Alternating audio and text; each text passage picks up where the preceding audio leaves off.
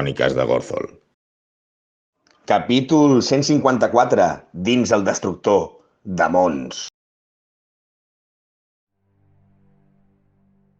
Estem a sobre d'un edifici de pedra, en una escletxa enmig de la terra, on tots els edificis són engullits i devastats fins a acabar destruïts pel destructor de mons.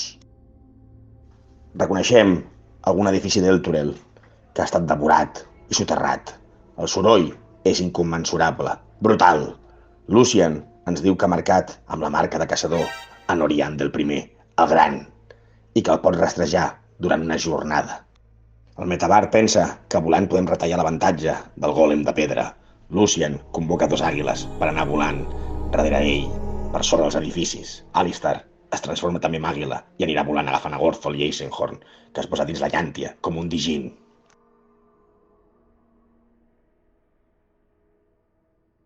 Sobrevolem veloçment edificis destruïts. Cada cop que avancem estan més triturats. Passem per un pont i a Bratac li sembla veure alguna cosa a l'interior.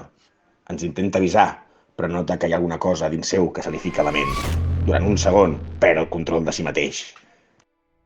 Els altres són conscients com Bratac s'aixeca i decapita l'àguila d'un cop certer amb la seva brutal arma, fent caure a l'au decapitada i a ell mateix fins a arribar a un edifici inestable al terra. Bratac el bàrbar veu com en més ranures al pont hi ha més criatures però està molt fosc.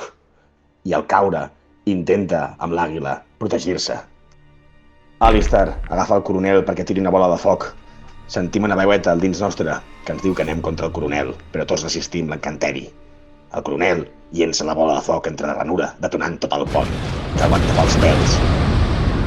Som conscients com encara hi ha moviment i surten 4 fletxes cap al coronel directament, però només rep 2, i el qual impacte gairebé fa caure de l'àguila.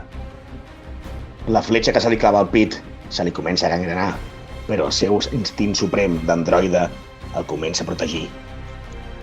Fins que Eisenhorn el cura del tot. Alistair es transforma i dispara rajos als fonaments del pont, però aguanta. Gothel i Bratac munten a l'àguila que queda per acostar-se al pont i salten un extrem. Veiem a les criatures amb unes cares pàl·lides i unes armadures completes amb arcs. Estan atrapats sota el pont. Els cosins piquen pedra i el pont cedeix, enfonsant-se i enfondant-lo tot. Només queden els crits de les criatures. Lucian pressenteix que Noriandel ja no està aquí, que està sota. Ha d'haver alguna cosa més a l'inferior.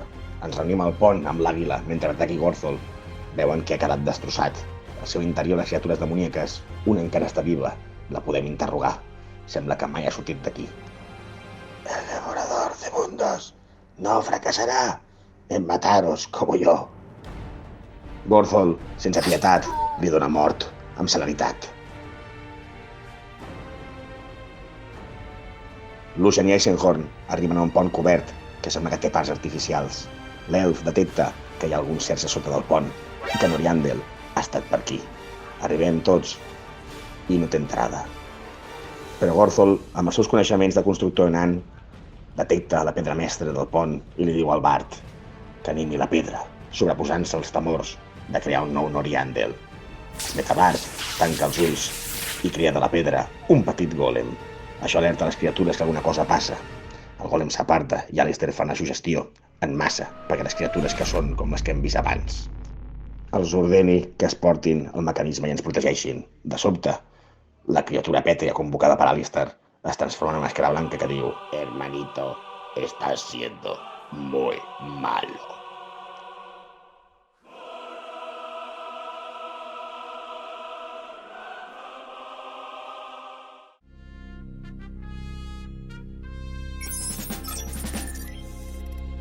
Ya está por fin mi obra maestra.